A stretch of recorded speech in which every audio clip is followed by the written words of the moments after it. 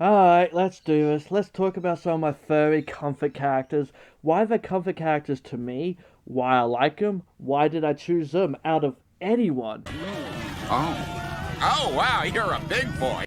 So, this video straight up isn't for the normies, as I like to call them, even though they're not normal. But simply put, because they do not understand this kind of stuff. Unless I talk about Crystal, or Lola Bunny, Woj, Nala, or maybe your Shenji type, you normie. Then again, smash. Because let's be real, it wasn't the furries that decided Nala is hot with her come hither look. No, that was the straight normies who did that. Furries are too busy with Scar or Mufasa. But look, this is going to be an extremely cringy video. I 100% understand that. But I am cringy. I am weird. And I fully embrace it. But this video is also kind of a vulnerable video. Because I'm going to be talking from the heart about some of these characters. And what they mean to me. And for a lot of you that watch me, you should already know who most of these characters are. So let's just get straight into this cringe fest.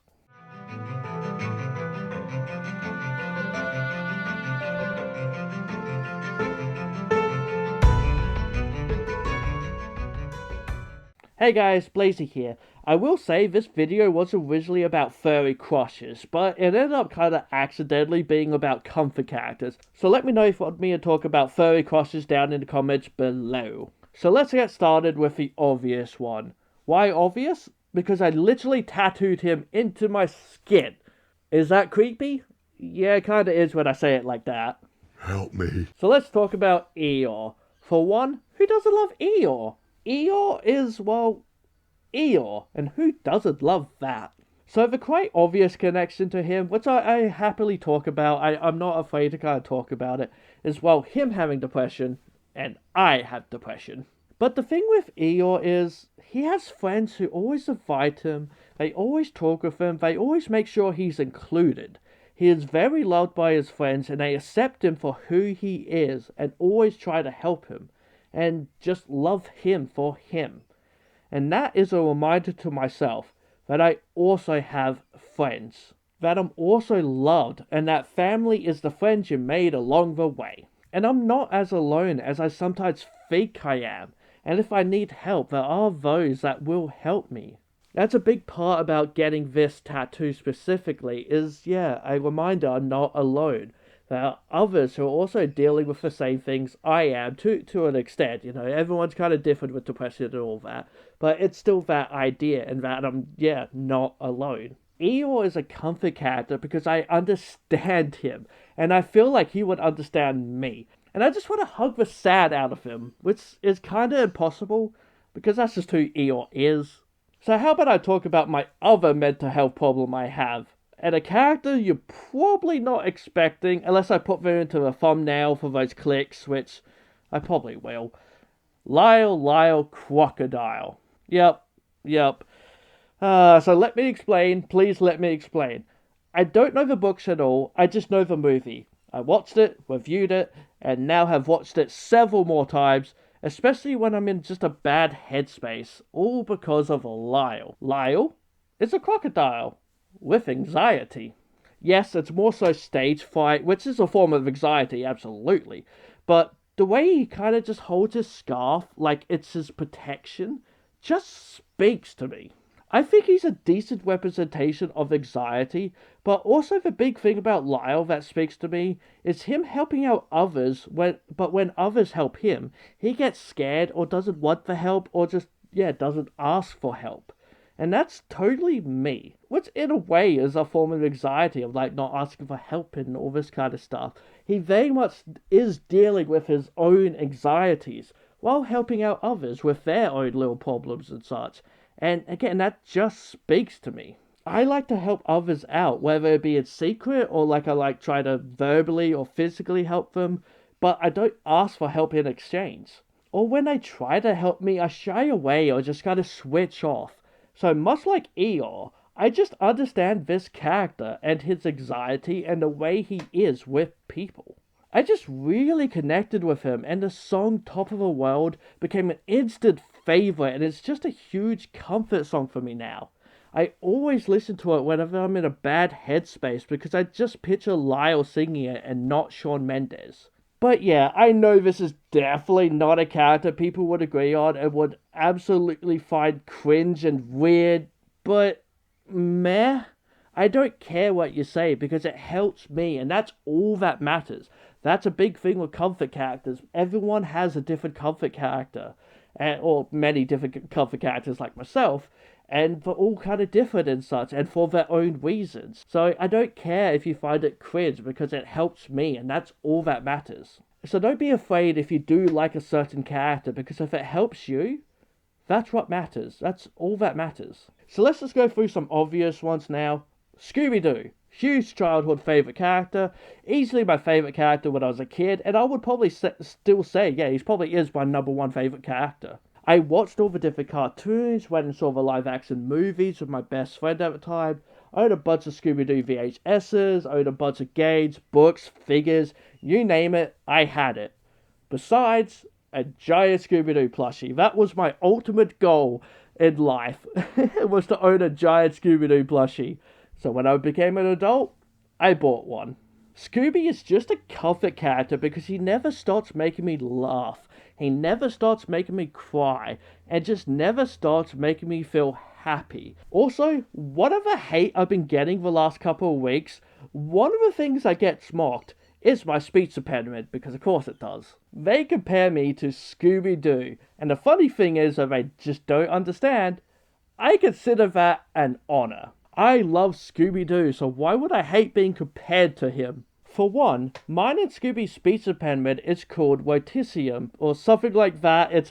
Why is it spelt with an R? I can't say it.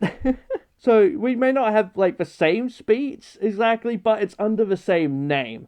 So much like Eeyore and depression, Lyle and anxiety, Scooby has the same speech impediment under the same like terms. Like obviously it's not the same thing. Scooby says everything with an R word and I can't say R words. But it's under the same banner. And you know what? That's kind of cool. As someone who's a fan of Scooby, that is kind of cool to know. Like that's just cool when you have that kind of connection to a character that you like. It's just, yeah, I have the same kind of speech impediment as him. Like, I ended up making a character called Wotik, which, yes, I can't even pronounce his name correctly. I get that, but that's kind of a fun part, because I like to imagine even he can't say it, because he also has that same kind of speech impediment as me, or like a Scooby does kind of thing.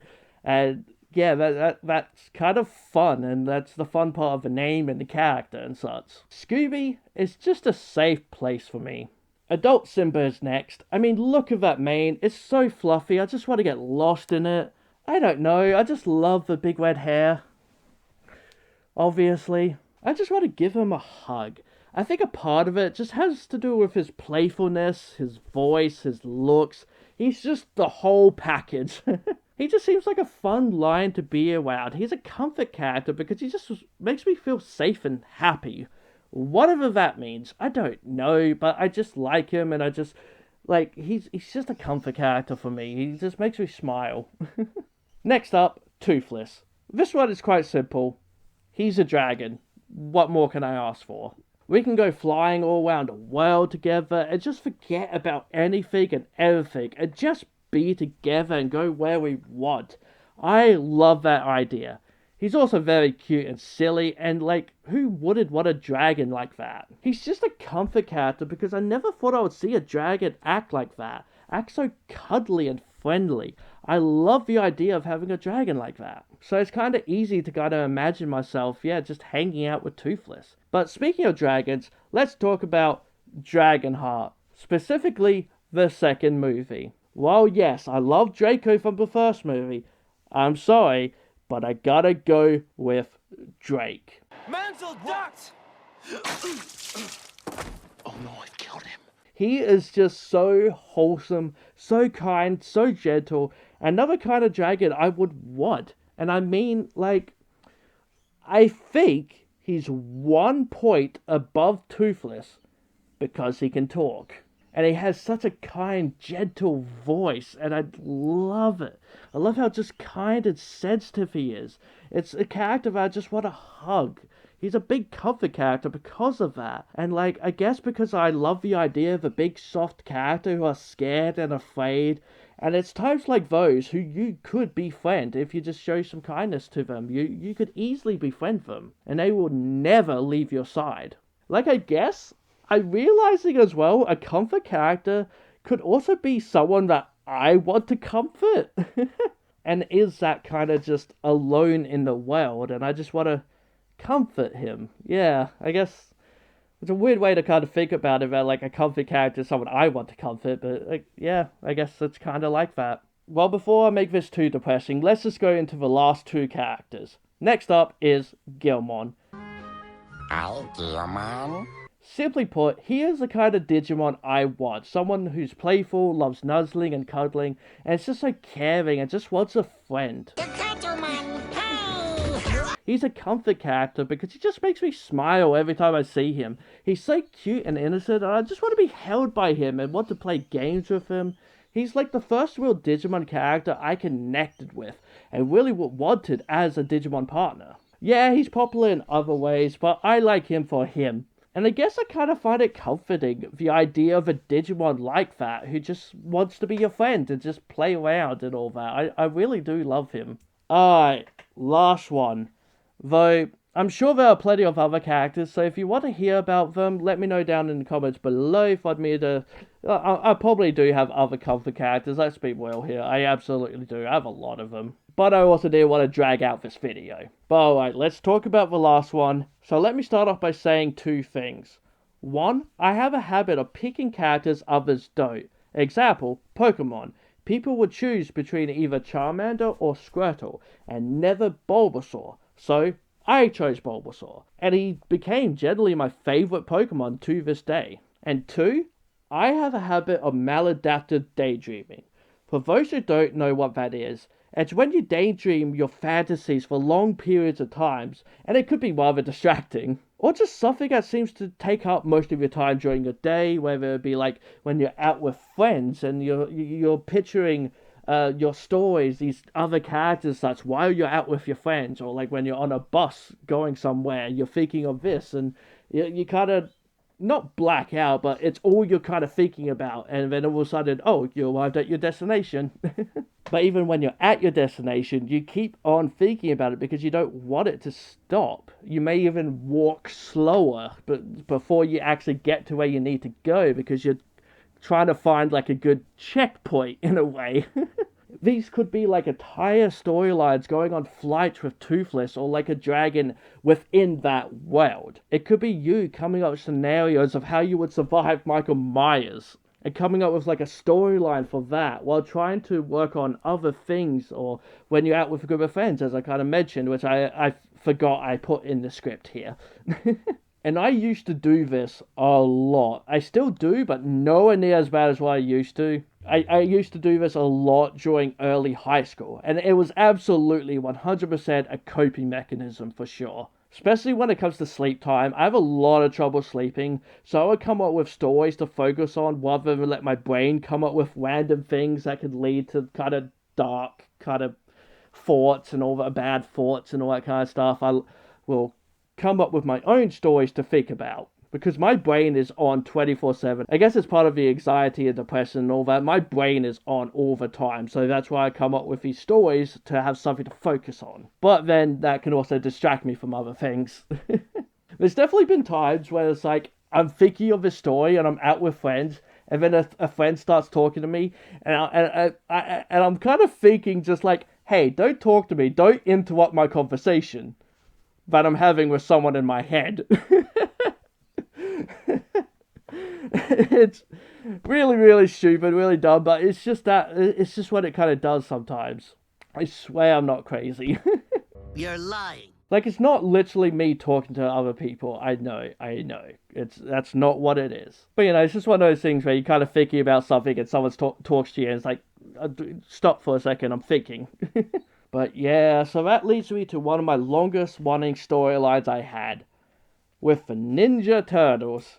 Yeah, and this wasn't through school, this was afterward, and lasted for like quite a few years. And it got me through a lot of hard times, which is what I think matters the most. It got me through hard times. But who was like the focus of those stories? Well, Donatello. Donatello is the comfort character. At least back when I was younger, the favourites were either Raphael or Mikey, and sometimes Leo because he had the two swords. But it was never Donnie. He was the nerd with a stick.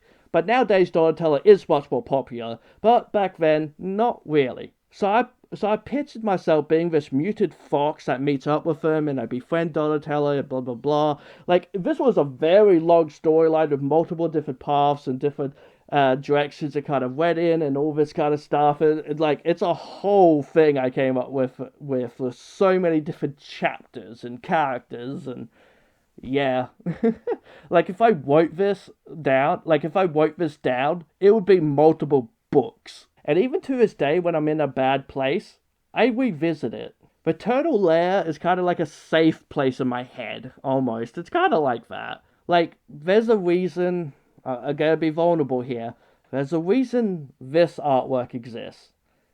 This is a piece of artwork that gets shared a lot to show I'm a weirdo, I'm a creep, I'm super cringe. But this artwork isn't for you. I don't care if it gets cringe because I know it is. I know it's weird. This was very hard to talk about to get commissioned because it's just like, who do I go to do it? Who is okay with this kind of cringy, kind of weird kind of work that's for me? But that's just it. It's for me. It's not for you. So I don't care what you think. This piece just means a lot to me. And that's all that matters.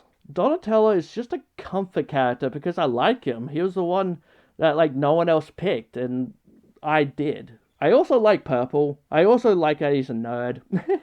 He's just kind and always the one that makes friends with people. And I guess I just want to be friends with him. I don't know.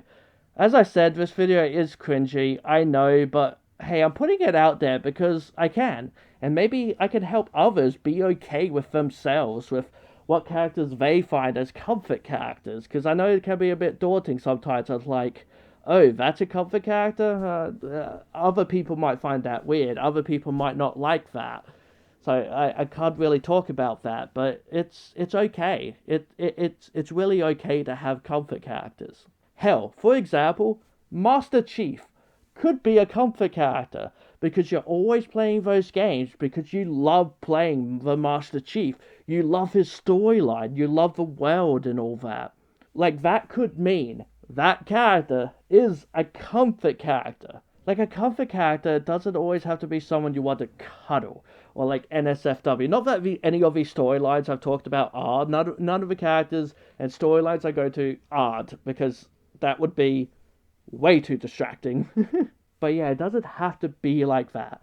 But at the same time, no judgment if it is. Even with Master Chief. But I think that's it. If you want to, let me know a comfort character down below for you. I would really love to know what kind of comfort characters there are for people. Also, if you'd like to hear me talk about my furry crushes, let me know down below. I have a Blue Sky, so go follow me over there. I would absolutely appreciate it. Or, as my housemate calls it, Blue Ski. I'm not kidding. They keep on calling it Blue Ski. And if you like what I do, consider donating to my PayPal and Coffee, all linked down below.